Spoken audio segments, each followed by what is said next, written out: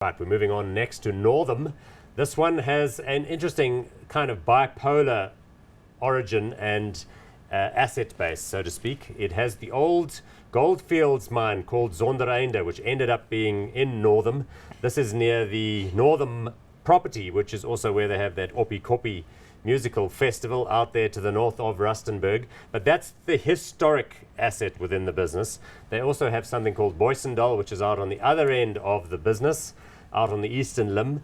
So it's got a combination of marginal assets sort of in the end of life of mine type scenario, as well as this new exciting prospect. Although new and exciting in the platinum business means you've got to be quite careful and take it fairly slowly. Market capitalization, 19.6 billion rand.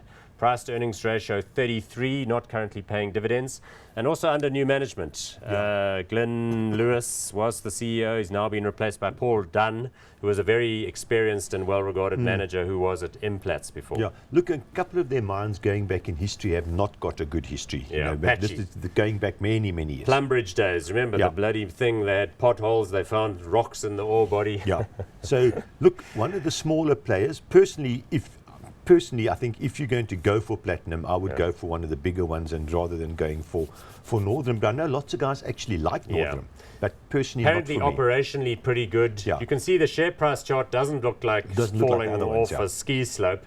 You can see it's had these kind of successive waves.